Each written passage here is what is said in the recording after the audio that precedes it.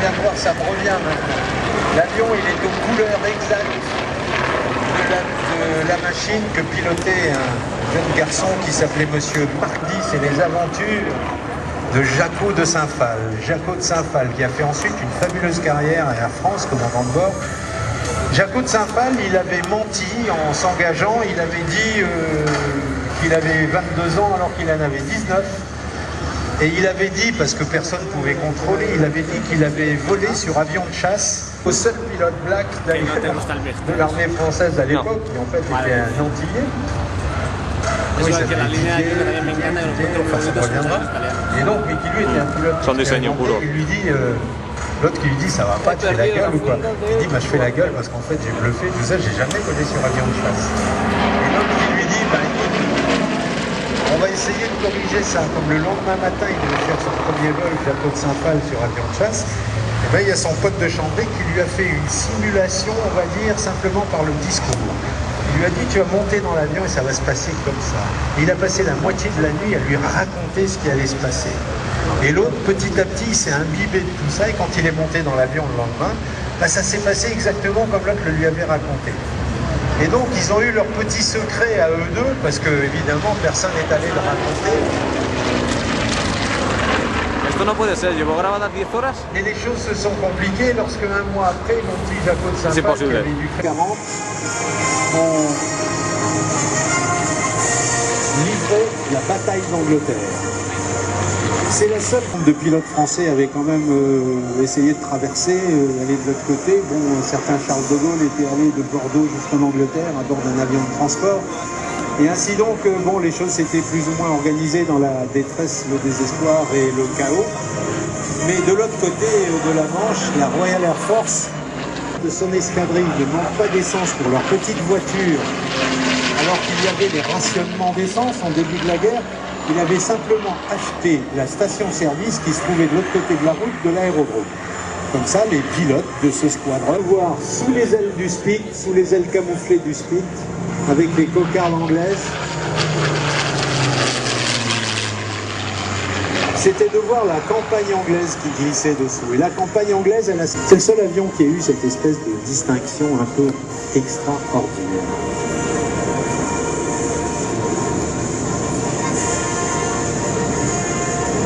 Voilà donc le retour au sol du Spit. Celui-là donc est le seul Spit basé en France. Il est basé en Angleterre, c'est celui qui est venu 4 ans plus tard. C'est la dernière évolution du Spitfire.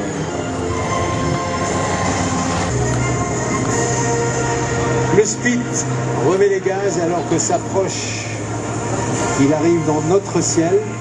Et aujourd'hui, c'est un événement pour nous. C'est un événement un peu différent de l'habitude.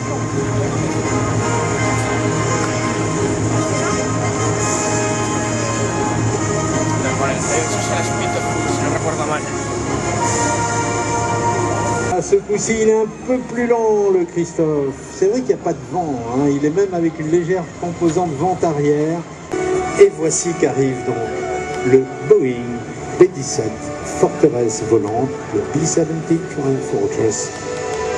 Coming from the right, le seul B-17 en vol en Europe aujourd'hui. Pour l'Allemagne, mais elle a commencé à connaître son heure la plus sombre.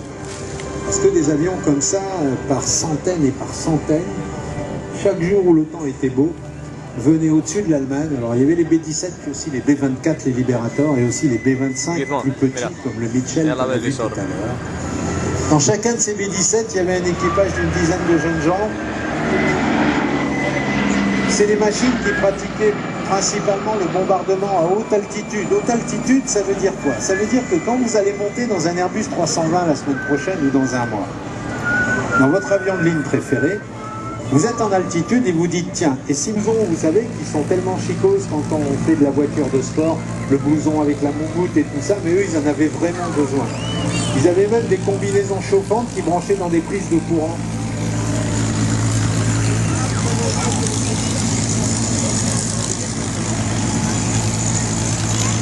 Et donc le B-17, c'était le bombardier stratégique. C'est un avion qui a été... Regardez là, l'élégance de cet avion. C'est l'avion qui a fait également la notoriété et la fortune de Boeing Il y a eu une semaine pendant la guerre, le Golden Week, où entre toutes les usines, parce qu'il n'y a pas que Boeing qui produisait des B-17, les besoins de la guerre faisaient qu'il fallait les fabriquer, les hommes étaient sous les drapeaux, et donc pratiquement toutes les armes américaines étaient en majorité construites par des femmes, d'où un personnage très connu, qui est devenu un personnage célébrissime de la guerre, Rosie the Riveter. Rosie la riveteuse. Rosie la riveteuse. Une espèce d'immense vaisseau en aluminium plein de vent. Il est grand. Regardez cette voilure.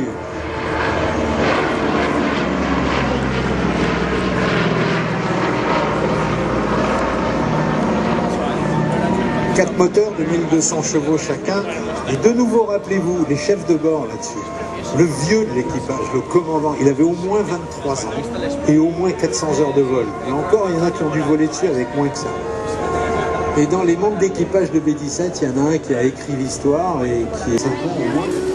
Et puis après, plutôt que de partir soit à la ferraille, soit chez des collectionneurs américains, il est resté en France au sein d'une association intitulée Forteresse Toujours Volante, qui est une association, entre autres, animée par l'inoxydable André Dominé, qui est aux commandes de l'avion, qui en est le chef de bord. Passage lent, mon Dieu qu'il est beau. Et nous avons le plaisir